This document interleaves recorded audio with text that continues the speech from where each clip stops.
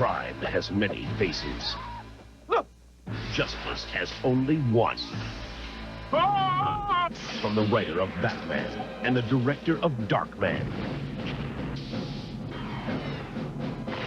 M.A.N.T.I.S, Monday at 8, 7 Central on Fox. It's here. You hear what I'm telling you? In my mind, I created it. The future, I created it, and it's real. Don't you understand?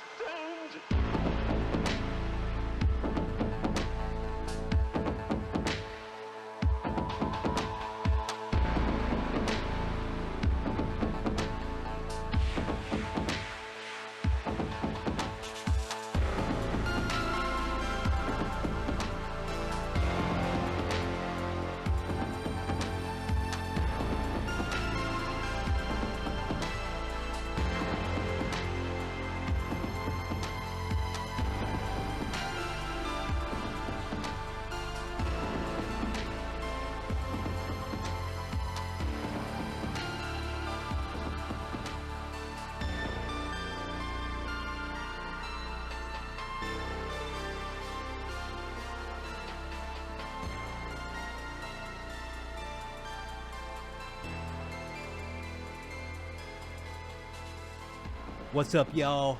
Welcome back to Struggle Session. I am your host, Leslie Lee III. Thank you so much for tuning in.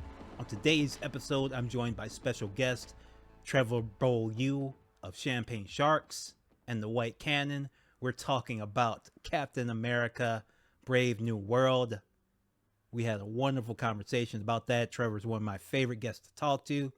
But before we get into it, I want to give a shout out and thank you to everyone who's listening today, whether it's on Spreaker, on the Spreaker app, or Spotify, or YouTube. All that support is appreciated. All of that helps keep the lights on if you're telling a friend about the show, if you're leaving a 5-star review. And of course, big shout out to all of those who are subscribing to us on patreon.com/struggle session or strugglesession.substack.com, where you're getting hundreds of bonus episodes, as well as our miniseries, commentaries, all sorts of great stuff, as well as brand new episodes in 1080p Struggle Vision. And special shout out to fans of the Creepy Podcast. Welcome to the Struggle Session family. Thank you so much to their host, John Grills, and their team reached out to us, said they like what we're doing. Let's get involved. Let's link up. And I'm really happy about that because I was a big fan of the show already. I love creepypasta. I talked a few times on the show about when I go to bed, I usually put on like a horror short story audio book collection or one of these great horror storytelling podcasts, and Creepy is one of the better ones. And they have a special new miniseries coming out because, not sure if you know this, but April is halfway to spooky season, right? Halfway to Halloween. Horror is in the air. Center's #1 movie in the country. Looking forward to seeing it and talking about it. And if you're in the mood for some spooky stuff during half Halloween season, look no further than the Creepy Podcast. So what they got cooking over there on Creepy is Creepaway Camp. Creepaway Camp is a fan favorite miniseries in the Creepy Podcast feed, celebrating halfway to Halloween. Each season, this is the 4th season, by the way, and I've listened to previous seasons, it's very, very good. Each camp is fully scripted by the creator of Creepy, John Grills, but features stories from creators around the world. It mixes comedy with horror, so they're like all good horror anthologies. There's a framing device where you have John and other narrators, including special guests from, podcasts like the No Sleep Podcast, which I've talked about on the show many times before. But John and the narrators, they make this huge mistake. They go back to their old summer camp in Louisiana, of all places. Now, I'm from Louisiana, and I know firsthand, it's one of the most haunted places that you can possibly be. The last thing you want to do is go back to your old summer camp in Louisiana and share horror stories with each other. It's probably not going to end well for them. It's a great show so far, very funny. with some very, very scary stories by some great writers. I love audio storytelling. I love audio drama. I'm a fan of this show. I highly recommend it to fans of Struggle Session. Episodes drop every Wednesday and Sunday on the Creepy feed. First episode dropped on April 2nd. So if you want to start from the beginning, which you do, make sure to go back to the April 2nd episode. And you can listen to past seasons by searching for Creepaway Camp on the Creepy Podcast feed. Again, thank you to the Creepy Podcast for reaching out to us. I'm happy to do a promo swap with them because they're fans of our show. And hey, friends of the Doughboys as well. So shout outs to them. If you're a Doughboys fan that's here, go back and listen to our episode with Mike Mitchell where we talk about The Ring and The Grudge. And The Grudge is hilarious. It's hilarious, I promise you. But that's enough preamble. That's enough rambling. Up next is my discussion with Trevor. Have a good one. Peace. What do you think Captain America represents today? When Julius Ona, our director, and I met, every day the same two words kept coming up: empathy and compassion. And I think that's who Sam Wilson is. I think that's why Steve Rogers gave him the shield. I think when he was at his lowest and his most difficult point, he went to Sam for help. He's a soldier. He's a member of the 58th Airborne. He's a counselor. He's selfless. And I think that's why he's such an important character in the MCU. Yeah, well, I'm going to say this. I came in with really, really low expectations. Like, I had no plans to see this movie until you asked me to. So, like, I would have been fine never seeing this movie. So I gotta say it beat the expectations that I had for it, but those were like beyond low. Like, it was better to me than Falcon and the Winter Soldier, which I thought was abysmal. But like, it was marginally better. Like marginally. So Captain America, Brave New World, the fourth Captain America film, the first with Black Captain America, Anthony Mackie as Sam Wilson, the most boring, one of the most boring black superheroes that's ever existed since the comics. I've always felt this way about Falcon. I've never liked him. He's just like a soldier who hates crime, and this is our Captain America for some reason. This film came out. It made some money, maybe not a ton. It made like 401 million. I'm sure they were hoping for $500 million.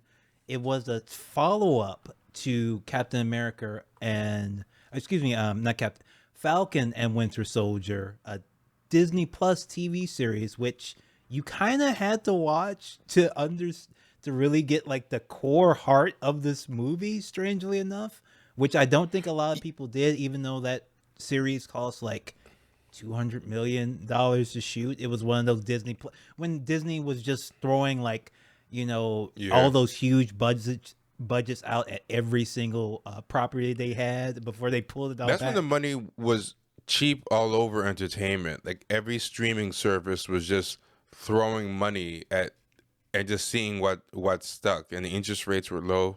Nobody cared. Those days are gone. But yeah, the money was flowing. Yeah, for a while it seemed like maybe Anthony Mackie wouldn't even get his movie because when that money started to constrict. But hey, somehow they made it happen. Captain America, Brave New World. They're still making these MCU movies, folks. I wanted to talk about this one because we haven't talked in a while, T, and we've talked about black superhero movies before. I think the first episode you were on was when we talked with Bree about Black Panther. So I wanted to loop back and see where the black superhero is now. Where is it going? Where has this been? And I want to kind of talk about this because not a lot of people talked about this as a black superhero movie. They kind of deliberately in the marketing kind of tried to downplay some elements of it, and some specific political elements of it they really downplayed, because this is a film where the villain is the president, right? Yeah. And there's a black Captain America fighting him, at least from the commercials. When you get into the film, they kind of complicate it a little bit, soften the blow a little bit. But the film itself is like, you would think it would be really like a big deal politically. You got Black Captain America fighting, a giant red, right-leaning president, obvious Trump analog. But I think like a lot of the other big Trump analogs that are out there, like Baron Harkonnen in Dune, and there's a couple others, like the filmmakers themselves don't really like talking about it and don't really highlight it and say that's not really what they're going for.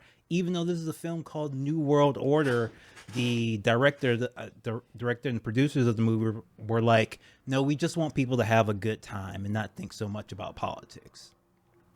Yeah, well, a couple of things that you mentioned, right? Surprised that the movie came out. From what I understand, this movie was started during the uh, glory days of flowing money, and we're going all in on wokeness post George Floyd, whatever.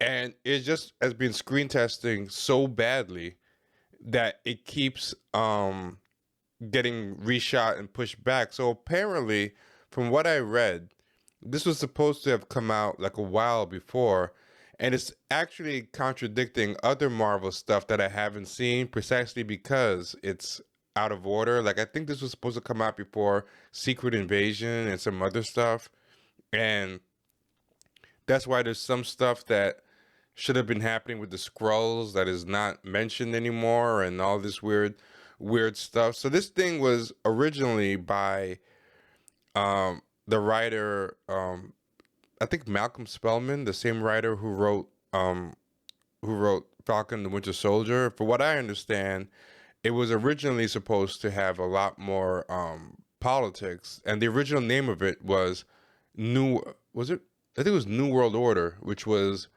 Yes, it's called Brave New World, but originally it was New World Order. yeah. For what I understand, it was a lot more political, and now it has, I think, a total of 5 or 6 writers. So that's a lot of rewrites.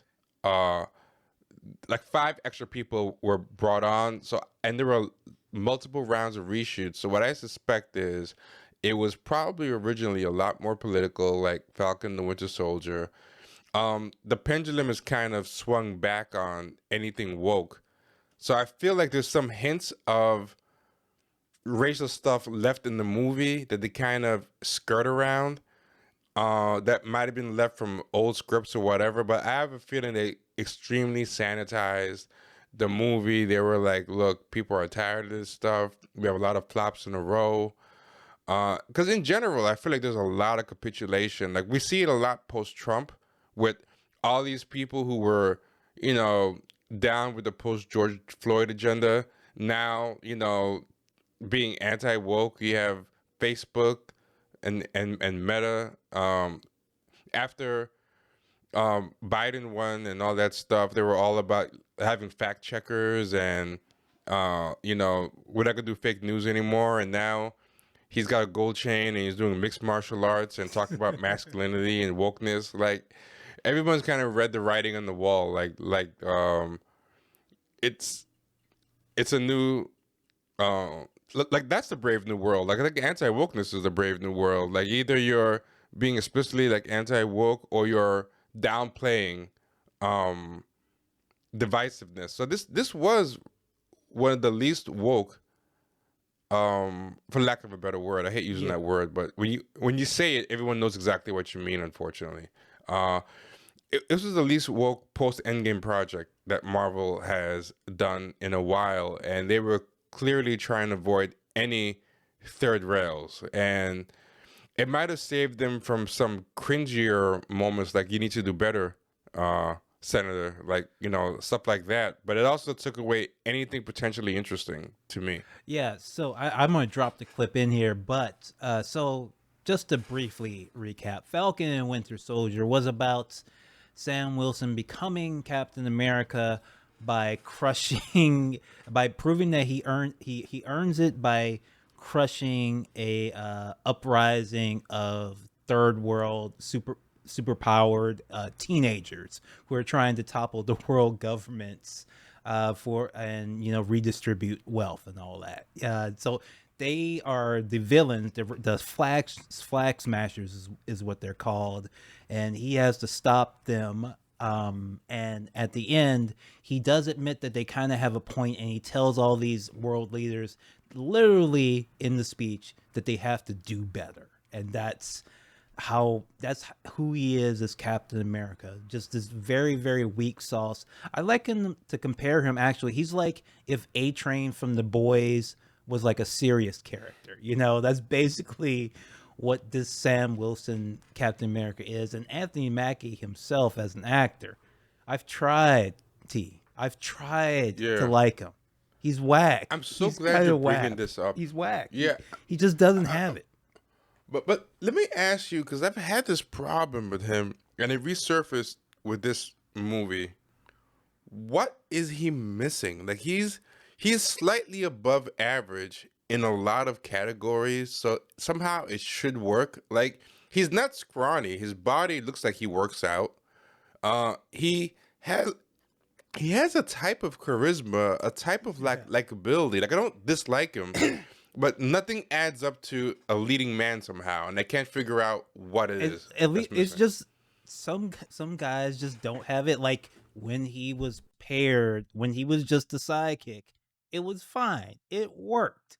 But him being the main guy, lead guy, he just does not have something to him. He just lacks a certain level of, I think, credibility, maybe, or realness to it. He comes across, he always feels like he's acting, and you very rarely feel like he's actually playing, he's actually the person that he's embodied. And to be fair to him, this character is a nothing character. He doesn't believe in anything, at least in this iteration of the script, what they ended up at after you said, after all the rewrites and reshoots that cost tens of millions of dollars. I love to point out that Yeah.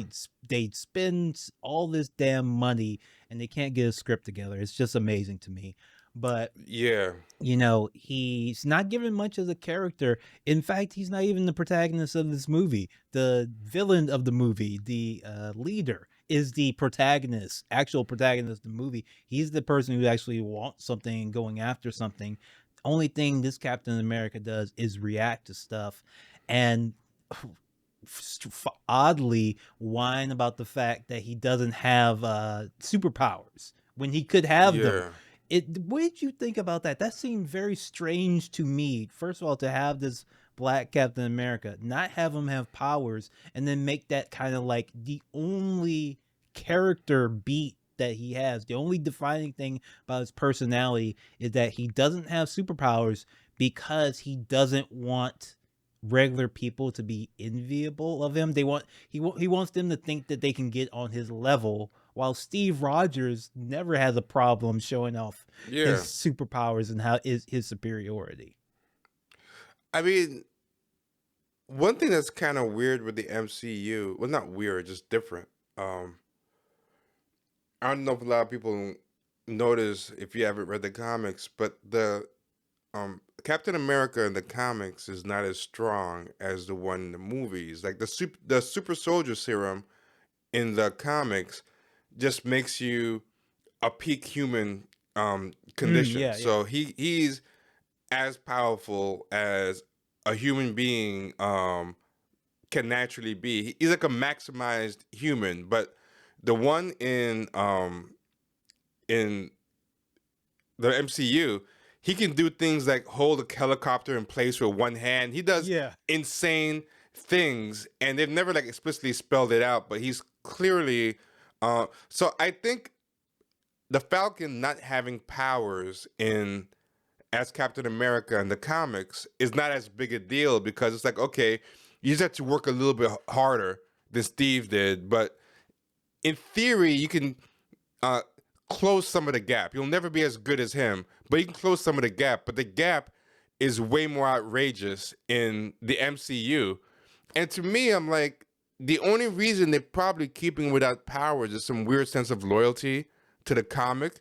But you've already juiced up the original Steve Rogers, so why not just give him a super soldier too? Like, who cares? Like, I don't understand why they feel this loyalty, like you said, to keep him unpowered. It's not really adding to the narrative, and you end up making him do all the Yeah. stuff that superpower. Like, there's no way. He goes hand to hand with the Hulk, bruh. He goes hand to hand Yeah. with the Hulk. Like they And they try to make an excuse about the Wakandan armor. I'm convinced that was a retcon that they put in later because they were already watching the movie and they're like, this makes no sense. And you know why I think that? Because he's still doing crazy stuff when he doesn't have the armor on. So I don't think it was really the armor in the original draft that gave him all those powers because they had him doing crazy stuff with and without the armor. Then they have this scene in the beginning where it's like he has the Wakandan armor or the vibranium that gives him extra powers, and then I'm like, okay, I guess you're explaining it. And I saw him do stuff later with no costume, surviving like, another example I think that was like that. Sidewinder like stabs him in the gut. And they have this explicit scene later. Wow, you're still okay? Yeah, I had Kevlar. I'm like, yeah, get the fuck out of here. That was yeah. Yeah, you see him stab, you see it go in, but I do want to say we're kind of jumping all over the place, but folks, you know, the plot of this movie is fairly straightforward. It tries to have like a somewhat of like a political thriller tone where like you do know from the beginning, like, yes, there's something wrong with this President Thunderbolt Ross and his calls for unity might or might not be bullshit. And he is on the outs with Captain America Anthony Mackie, who just hanging out at a bar watching the inauguration, which they really missed the trick given what the actual inauguration was like in the real world. Like Thunderbolt Ross would have had he would have forced Captain America to come down there. Like he would have had all the Yeah. whack ass superheroes too that he could get. All the right wing superheroes would have been out there like with him. They kind of missed the trick there, but. I think they didn't want to make him too Trumpish, as I guess they wanted to redeem him at the end, so they were kind of stuck. Yeah, so then Thunderbolt Ross, nevertheless, even though he doesn't get along with Captain America, Sam Wilson, because he did put him in jail, right? Didn't he put him and a couple of others because they sided with Steve Rogers to protect the Winter Soldier because he was an assassin who killed a bunch of people. I guess that was the plot of that movie. And now he's running for Congress. Yes, now he's running for okay. Senate, as we find out in this movie. This 100-year-old Russian assassin. I guess stranger things have happened. Yeah. But so they have to send Captain America to Mexico to do a mission, right? And the action scene is whack. It's whack. It's no terrible. good. It's no good. A couple of them are decent, but this one, the opening one, is very, very bad.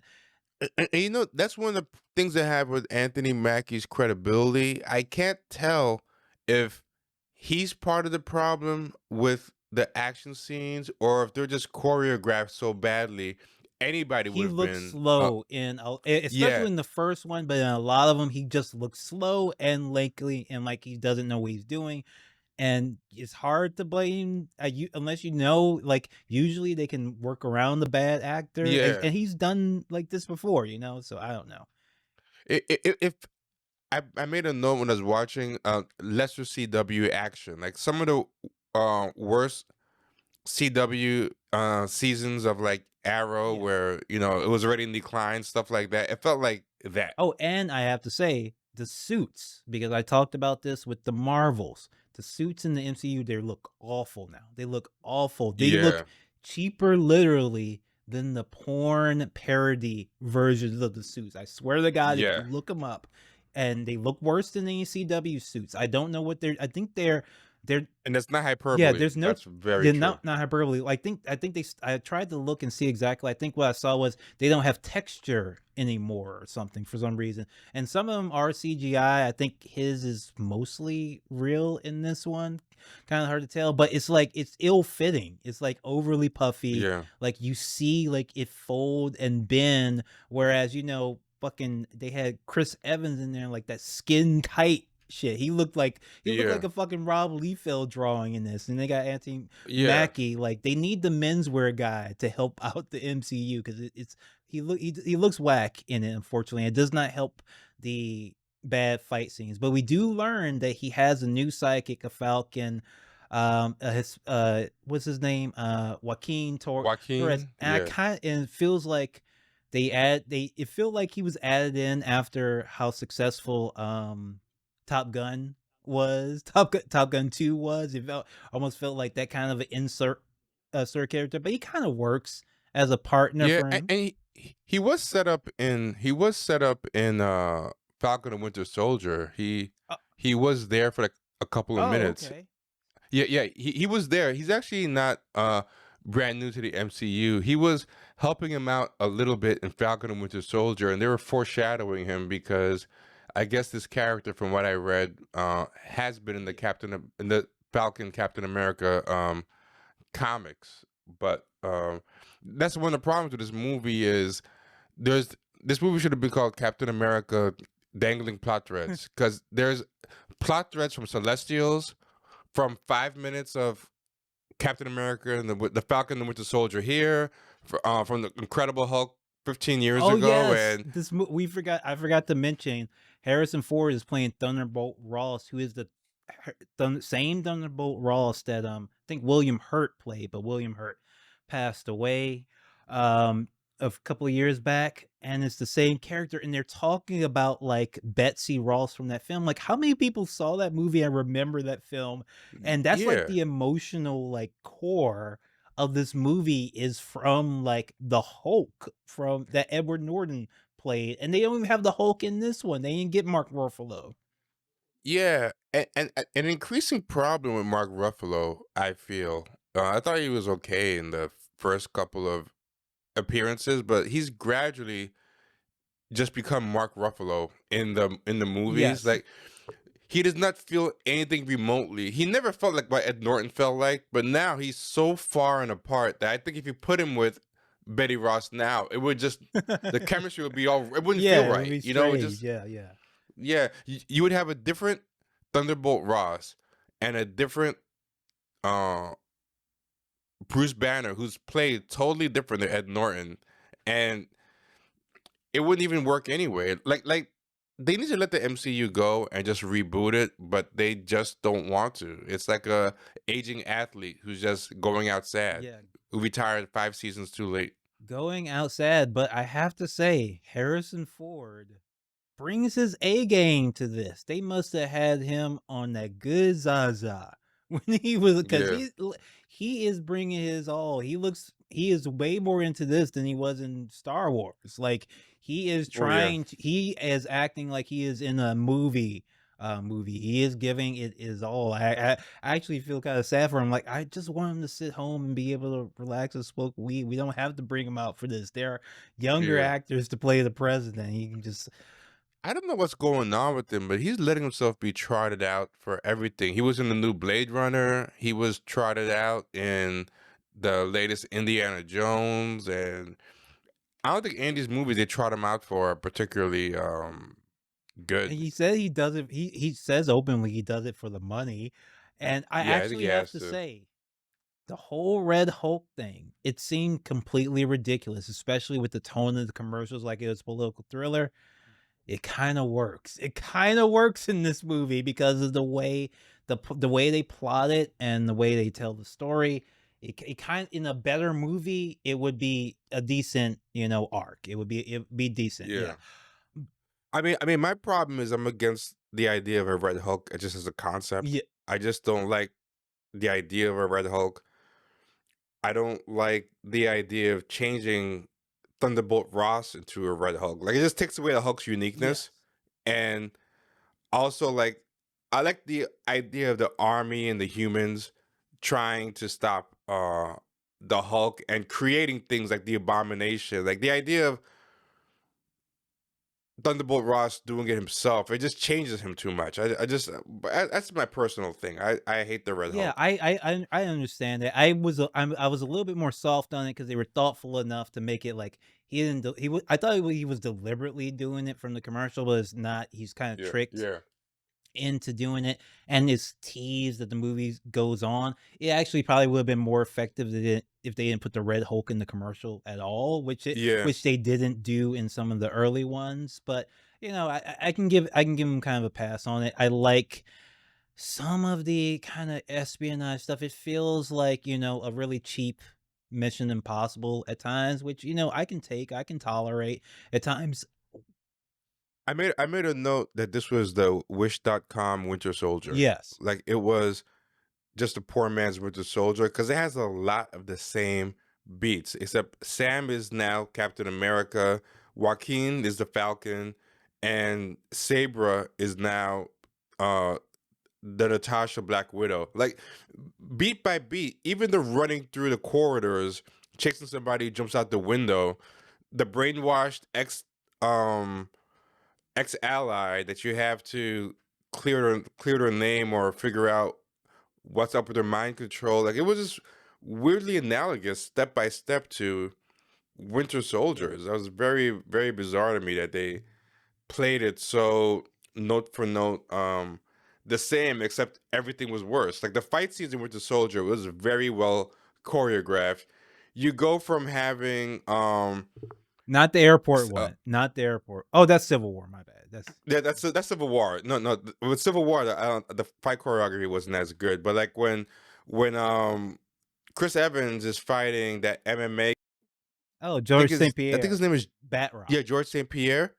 Yeah, that was great. And you go from that to poorly choreographed um Anthony Mackie fighting a senior citizen in Giancarlo Esposito. And Giancarlo Esposito is a great actor. He's very good at being menacing, but he's here as just a 60-something-year-old man without powers. Yeah, who looks like a 60-something-year-old man. Yeah, I dug him as a character. It felt like a different movie every time he showed up. It felt more like Yeah. like a Heat or something like that. And if that was more the tone of it and the level of it, and we're just talking guys and guns, like I think that's Yeah. a much better movie. And I think that's part of the movie that sort of got cut out because he was supposed to have like a mercenary crew, like the pro wrestler Seth Rollins was supposed to Oh. film scenes for this, but he ended up completely cut out. So I would have liked a version of this film that like maybe you don't have the Red Hulk, you just have a bunch of guys shooting and shit. Like, okay, then Yeah. And maybe they could have super advanced weapons to make up for the fact that he's 66 years old. Yes. But instead you have Captain America with Wakandan armor Yes. fighting a senior citizen with a revolver. And I still think that's the best fight scene in the movie. I actually it is like because of how it's paced as well, and like the movie should have been a little bit more than that. And I like that the Captain America, he gets stabbed and he stabbed the guy's back, but the movie doesn't really it has some of those Jack Reacher, Jack Ryan, Jason Bourne sort of moments. But then it's back into the overly the AI scripted plot almost, and then the Marvel stuff almost immediately, like it loses any sort of tension. It goes to the comedy, and then one great example of that is like Bucky gives a speech to Sam, and then it's like, "Do your speechwriters write for that?" Yeah. What you think? It's like, oh, come on, like it's okay to let. You know what it reminds me of? It reminds me of those guys who think anything that shows vulnerability is gay, so they always gotta like say pause or something. That's how Marvel does drama. It's like, oh, someone might think this is gay. Let me make a joke out of it. It feels like that. Yeah. Kind of immature guy. All right. So one thing I was absolutely horrified in this film, and rumored to be one of the reasons for the reshoots, Sabra, the IDF super soldier, played by let me get this actress's name completely right, just to make sure I get this right, because people. I think it was 3 names. I think it was Ruth Behat something. Yeah. So I'll find it. Ruth Ben. I don't know how to pronounce it. Ben Giat. Oh no, that's someone else. That's a historian. Forget it. Shira Haas. Okay. Where'd I get Ruth from? I was way off. Yeah, so Shira Haas, she's a Israeli actress, and she plays Sabra, who is from the comics. She was a super powered IDF soldier. She was actually appeared in the Hulk comic as sort of she was the antagonist in the comic. Her actions ends up getting the Palestinian child killed, and the Hulk is mad at Yeah, her.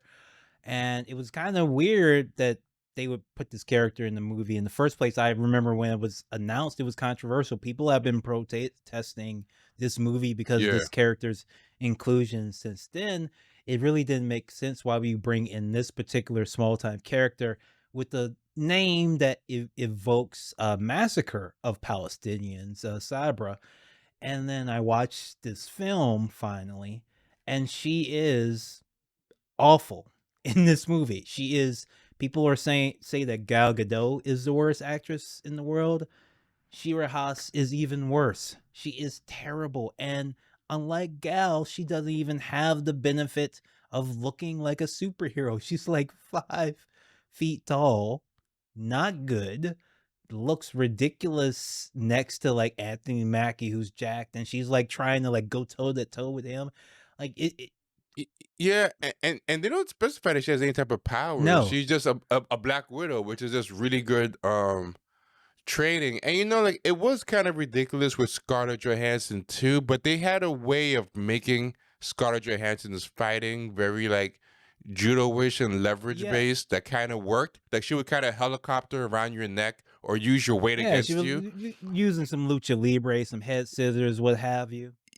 Yeah, yeah. Whereas here, they make her just fight like a jacked man. She just like plows through people like she's 300 pounds, lifts them up and slams them on the ground. Like they didn't give her a unique to being small fighting style at all. And she's really, really, really small. Like noticeably on the screen. I am not talking about red carpet pictures. I'm just saying when you see the movie, it's shocking.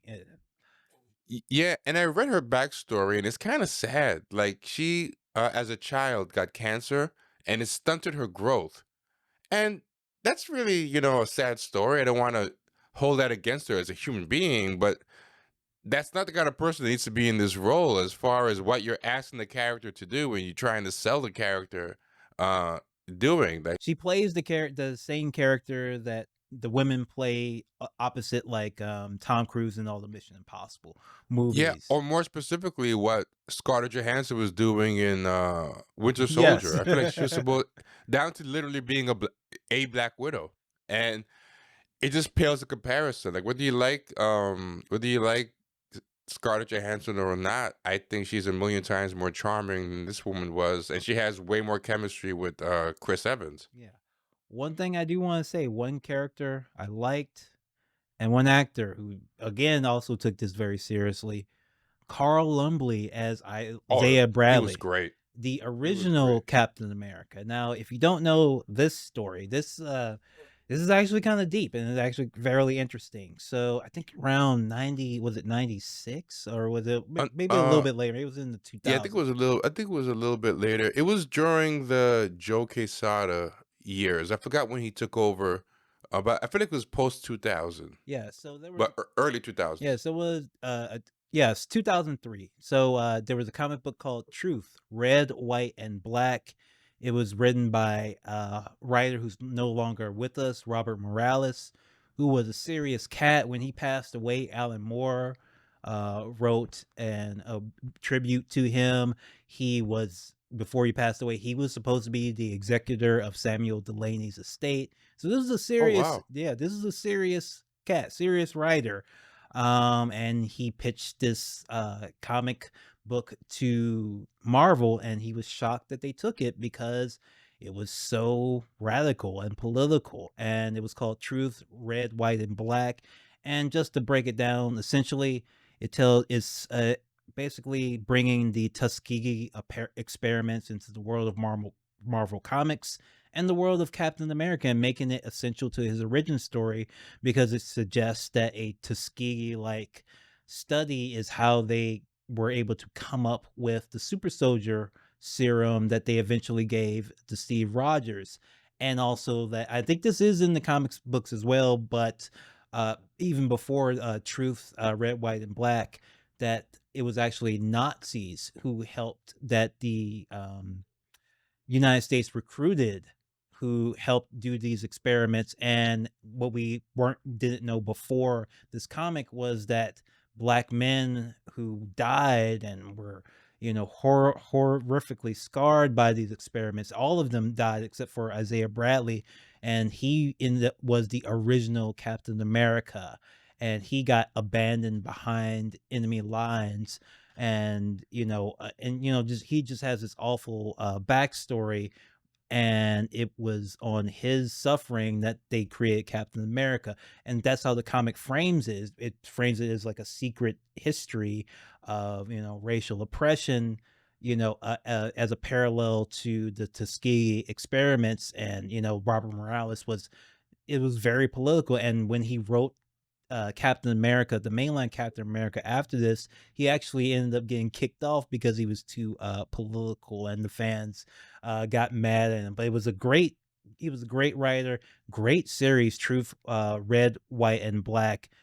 Very shockingly, political. Like they would not I feel like they would never put out a comic book like this today. This is more radical than the stuff Ta-Nehisi Coates was writing. And it's actually Yeah. surprising that they included this into the MCU. I gotta give some props for the writers for that, for bringing Isaiah Bradley into it. And the Isaiah Bradley character gets more of a voice, I think, in the MCU, and he's always right, but he's never allowed to be right within the context of the movie, right? Like everything he Yeah. says about like Captain America shouldn't be working for the government. What are you doing? Why are you listening to them? Don't trust that president.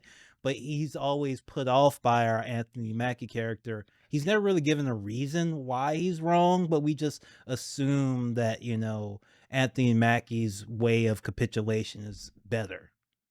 He's also wildly like inconsistent because he acts like he's bitter and hates this stuff, but he also acts like he believes in um he's like one of those representation black people at the end of the day. Like he's always saying stuff like, you got to be the best. And he's saying stuff like, we need you as an example. We like okay, do you believe in the institutions or do you not? Like you gotta Yeah, make up your it mind. depends on It's what the very plot needs him to say, is what he says. yeah. When I say I like what I feel like is the real character, just this old, pissed off, angry black man with superpowers, I would like to watch that movie. I would rather Oh watch a movie yeah. about that Captain America than the Anthony Mackie one. But the reason, and I really want to talk about this because it's kind of a meta commentary. Who's playing him? He's played by Carl Lumbly, who played a superhero called Mantis on a TV show in 1994. Had you ever seen it, Tia? Had you ever heard of it? Oh, I have heard of it. I don't think I've ever actually like seen it. Well, let me I've seen clips of it. Well, let me tell you something. So you only gotta watch the pilot, and it's on YouTube. It's actually on YouTube in HD, so it's great to watch. It was created by Sam Raimi, who had, I think, at that point done Dark Man and would go on to do Spider-Man, and Sam Hamm, who wrote Batman by Tim Burton. Big hits, big guys in Hollywood at the time, especially in the burgeoning world of superheroes. And they thought at the time, when you go back and look at the press, they thought superheroes were taking over then. They had no Yeah. idea how big it would be, eventually.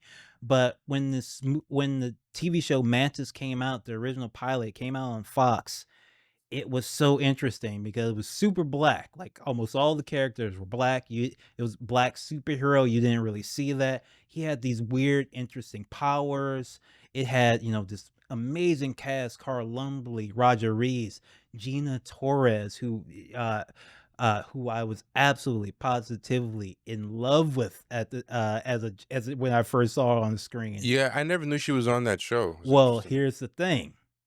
She was only in the pilot because all the Oh. complexity, all the racial politics. Again, Mantis, I forgot to mention, Mantis is a superhero who was a brilliant black scientist who was nevertheless disconnected from his community. He was actually one of the people who were describing, kind of this, representation type Negroes. And he ends up getting shot by a police police sniper, and it paralyzes him, and he builds a super suit in order to overcome this because he's a brilliant inventor. So it's like Iron Man, but police violence built in, like this fairly, radical idea. And the plot of the show was about how there was a conspiracy from the police, to I forget exactly what it was, but like the overarching plot in that pilot episode was like, we need to take down the police in this fictional city. They're all corrupt.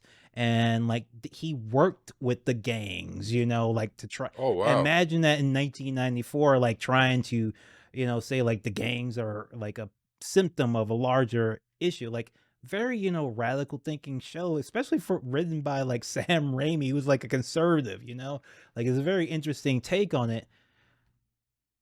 The show comes out, is popular, people loved it. It got great ratings. The black people were, I remember black people being excited for the show. We got a black superhero. The show is good, it's hot, it's great. After the pilot episode, from high up, word came down that they need to change a few things around.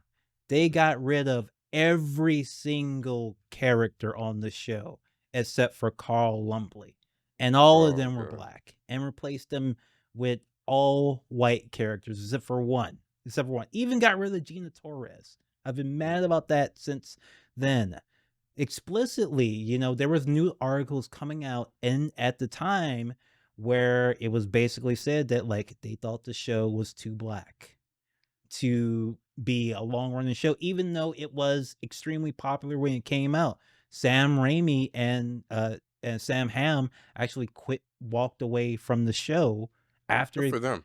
after it got picked up for pilot, which you rarely hear of. But like, yeah, it was like one of the most obviously racist things like you would see in TV history, like a really cool black superhero, one of the first superhero shows, and like it was well received, it was very good, and they killed it essentially, and the show went to crap like as soon as they ended the pilot. Like the show got sillier and nobody really liked it, and it got so bad that in the last episode they actually just killed off the main character Mantis. They killed him Wow. off, but he was killed by an invisible dinosaur. Actually, he was killed Oh trying to god. stop an invisible dinosaur. So you go from one of the first really good TV superhero shows, I guess besides Batman, to being killed by an invisible dinosaur, all because like literally the executives were racist.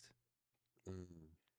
That's a damn shame. I didn't know the pilot was that good. Yeah. So it is kind of meta in that he's kind of like the first Captain America. Yes, Like Carl exactly. Lumley's. He should be bitter about superhero movies himself. He kind of said like when he was on the red carpet, he's like, I'm glad to be here. This is a moment, I kind of been waiting for. Now, thankfully, Carl Lumbly, he's never been out of work. I don't think No, I don't think he's so. been, And he's good. yeah, but it was of all the things, it is nice to see him, in that role at the very least. Is he wearing padding or something? Like he is a very imposing figure in this, and Yeah. I remember him being tall, but I don't remember him looking this imposing. No, I think he He has some padding on because he's not that big in real life. No, he's not. okay, good. He feels more like a physical threat to me than Anthony Mackie. So I think about the way he carries Yeah. the mask works for me.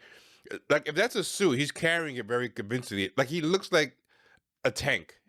He feels like a tank. Like he's very convincing, throwing around all the props and everything. Like there's a way in which Anthony Mackie just doesn't sell the action for me, or doesn't sell um the threat. Like I just can't figure out what Anthony Mackie's missing, but they put him in so much stuff and it bothers me because there's a lot of stuff where I'm like, I want to see stuff with more of a black lead, but like, oh, it's Anthony Mackie again. Oh, it's Yes. Anthony Mackie again. Like, damn. Like, um, yeah, and I want to root for him, but I just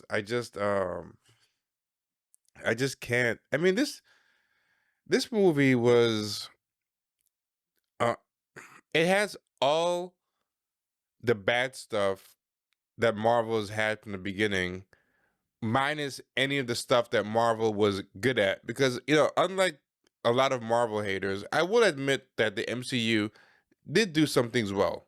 You know, like if you look at the CGI in the first Iron Man, it's great CGI. It looks way better than what they do today. Like the CGI was not always crap. They used to hire good actors who did good performances, even when the material was subpar. I mean, this one did have some good actors, but some of them were very bad as well. Like it was um the same undercutting of all seriousness with jokes was annoying. Uh, the Joaquin guy, I thought he could have been good, but his jokes just got to be too much. Like he just got on my nerves. Yeah, too much, especially since he gets injured at a certain point, and you're supposed to feel super sorry for him. But Yeah. given what you've seen, and this being the 35th or 6th Marvel movie, is like, who takes it seriously? You know, like Mhm. there's no. I guess there's one problem before, and we've been running a little bit long. We can wrap up soon because this movie isn't. Yeah. It's kind of bland. It's not really Yeah, worth. yeah, it's not much to like even my notes, I'm looking at my notes and there's not much in the notes to Yeah, bring up. yeah, I think we cover most of it. I really just wanted to kind of talk about Mantis because I really love that Yeah. show. And where does this fit in the pantheon of black superheroes? You would think a black Captain America going toe to toe with Red Hulk in Washington D.C. would be cool, but it's just kind of you're kind of waiting for it to get over with because the fight doesn't Oh, seem realistic. oh, And oh, yeah, it doesn't. Here's something else too, right? Hulks used to be so badass that regular Iron Man couldn't fight a Hulk. Iron Man had to put an extra armor on yeah, top of his armor called the Hulkbuster armor to fight. Like they were smart enough to never try to pretend that Steve Rogers could fight the Hulk, which is a problem that I used to have in the comics. That was one thing they did better in the comics. In the comics, they have Steve Rogers fight the Hulk and hit a pressure point behind his knee. yeah. And it's dumb stuff like Yeah, that. I'm like, Batman did the same thing too. Batman took out the Hulk one time oh, like oh yeah, that. kicked him in the stomach or Yeah. something. Dumb stuff, a pressure point. Like I hate when comics do that, and they didn't. They used to not do that with the MCU. That's an example of something that they did well. And this time they're doing that dumb logic, like with this vibranium armor, he's able to pierce his skin. He's shooting these little feathers that. I mean, the Hulk's supposed to be bulletproof, so why can these feathers pierce his Yeah. skin? And he's landing blows that make him scream. And I was like, oh, get the fuck out of here. Yeah, it gets silly season, and you could tell like a lot of that stuff is just reshot because Oh it yeah. looks super cheap. The cherry blossom trees do not look good at all. No, no. Oh my God, they look terrible. The fight scenes against the missiles and the planes look terrible. It looked like a video Oh, game. it was so boring too. Like it was really boring. Like there is this Top Gun inspired scene Yeah. where the Captain America and the two Falcons are flying, and they're trying to stop the American and Japanese jets from fighting over adamantium that's been left by the Celestial, which is more powerful now than vibranium. Anyway, the scene is not it's not engaging at all. It's just dull. It's No. like if you try to recreate Top Gun without actually going back and watching Top Gun. It's like, oh no, there's like two jets go this way and two jets come that way, and they do this and they do this, but you have to know like specifically the visual language to how that works. And the MCU don't do that. The MCU, even though this is one of the better looking for the non-reshoot stuff, this is one of the better looking MCU movies lately. It looks like a movie mostly, which is where we started. Like it Yeah. is kind of a movie, except when it's not. Carl Lumbly is good, and the character is good, except when it's not. And you know, it's just kind of there. I know one thing I wanted to ask you, even though I know we're running long, was what were your thoughts about the leader? Because I thought he was very disappointing and weird. And so again, I at least give them points for the coherency of the plot. If you lay out the plot, it actually makes sense mostly with even with some of the complications of the president has kept the leader locked away in prison for 15 years. I don't know how he thought that was going to end up, but Eh, I'll go but with it. also it says that they blamed him for what happened in Harlem. But I want to know more. Like how? Like, Yeah. he was knocked out on the grass last time we saw him. Yeah, and Hit apparently with they a blame drug. him for a Hulk rampage, like from Yeah. 15 years ago, even though the Hulk's had several rampages since then. Yeah. And he's like just walking around, like taking pictures. It is funny. It's Yeah, like he's part. Yeah, it makes no sense. like the leader's in jail for okay. I guess I gotta take back the plot making some sense. But once you get really into it, it's like Yeah. okay, the president did something wrong, and now his sins are now he's gotta pay for it. Or the movie, and I like the leader in that role, but I like kind of the mind control gimmick. Yeah. It works at least. It doesn't make sense why he only does it to certain people. Like why does he never Yeah. mind control Captain Yeah, America? I was wondering that too. The image looked terrible. I wish they had the old school big head leader, and they showed production art where he was supposed to have the old school big forehead. I don't know why they went for like the broccoli head. I Yeah, don't know what he that. he has like he has a broccoli head, and I could understand if this was a movie that kept it closer to reality, but this is a movie Yeah, with Red Hulk, so why not yeah, also have him be the leader at least by the end? It's strange choice. Like and again, that's Tim Blake Nelson. I actually don't think his performance in this is that good. Was he the good actor? You said maybe doesn't have a good performance. I think he felt phoned in. It feels like he's phoning yeah. shit in now.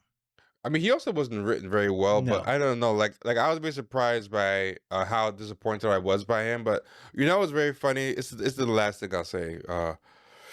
This I thought was very funny. They made him into more like a different Marvel character called the Mad Thinker. The Mad Thinker was the probability guy. Oh, The yes, yes, leader yes. wasn't. Yeah, the Mad Thinker's always be like there was a 96.4 chance you would happen to walk down that street. It was very like funny how ridiculous he was in the Silver Age. Whereas the leader was just more of a mad scientist, master planner. He wasn't so much into probabilities, but this one they made him very much the probability guy. Like there was a 74%, 74.9% chance you were going to do this. He knows all the probabilities, right? And he still keeps getting everything wrong anyway. Yes. Not because Sam Wilson outsmarts him. Like Sam Wilson doesn't know that he's going up against a probability guy, right? So it's not like Sam Wilson's like, oh, this guy is into probabilities. Let me play 12-degree chess and do what he doesn't expect. Sam Wilson just does what he thinks is best. Yes. And it just always happens to be the exact thing that the leader wasn't expecting. But the leader acts like Sam Wilson did something like brilliant, Yes. And it's like, no, Sam Wilson wasn't doing anything brilliant. You just predicted wrong. Like, Yeah. so they kept undermining the character over and over again. And at least if they had it be like Sam Wilson was deliberately trying to outsmart him. I mean, that was still kind of undermine the character, but it'll be better than just the character just being wrong. It was just very, very bizarre how they talked up this character, and they kept having him conveniently fuck up the probabilities only against Sam Wilson. Yeah, he was able to coordinate a assassination attempt on the president, as well as an international incident from a CIA black site prison, but he can't outsmart just one, um, overconfident Negro liberal. And Yeah, yeah. And Sam Wilson wasn't even trying to outsmart him. Like he made something where he had Isaiah Bradley get attacked in prison, and the probability was like supposed to be like 80% that he turned back. Yeah. Right. And he did the opposite, but he didn't do it to outsmart him. He never realized that was part of a plot. He just said, "Oh, he's fine." Yeah, and just went. he'll be able to take care of himself. Yeah. Yeah, so it wasn't even like outsmarting. He just predicted badly of what the guy was gonna do. It was just so so weird. All right, so that was Captain America: Brave New World. I guess the question we ask at the end of these ones, T, is would you tell someone to bother watching this if it was on Mm, TNT? If you're cleaning your house, yeah. Okay. Like if you want something that's on in the background, but you don't have to pay 100% attention to, yeah. If you want to give your undivided attention to it, I would say no. Yeah, look up for the Giancarlo scenes. He gives you what you want. He's Yeah, he playing is pretty good. himself, but other than that, you could probably skip this one. All right, so T, thank you so much for coming on the show once again. Always a I pleasure. think you're at the you're almost at the top of the leaderboard for guests over the years, but we haven't had you on for a Nice. couple of years. But I'm happy to have you back. So where can people find you? Yeah, check out Champagne Sharks. You can go to champagnesharks.com and get all the links, or patreon.com/Champagne Sharks. What y'all talking about over there? Yeah, we're talking about, well, it's kind of funny. Lately we've been it's usually about like politics, race, pop culture, particularly like kind of out the box thinking about race relations and cultural analysis and media analysis. But lately we've been really talking about how everything's a scam. That's basically our recent theme has been like, we're living in scam world. And yeah, you should check it out. Also, there's a new podcast that I'm doing with Josh Olson. It just started. We're probably gonna have you. The White We're Cannon. probably gonna have you on it. Yeah, White Cannon. We're gonna have you on it soon, Oh, Leslie. awesome. Yeah. But the White Cannon. We analyze a movie that's very iconic in the white community, but not really with any other community. And we have white people, non-white people discuss and analyze the movie. But it's in a fun way. It's not a dour sociological type of Oh, that's awesome. thing. Yeah. All right. Well, thank you so much for coming on, everyone. Yeah. Thanks for having me on. And yeah, let's do it again soon. All right. Thank you so much, everyone. Have a good one. Peace. Take care.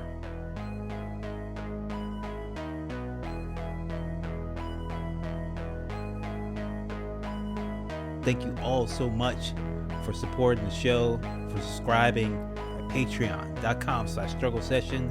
The website is sesh.show. Hit us up on email, thestrugglesession@gmail.com.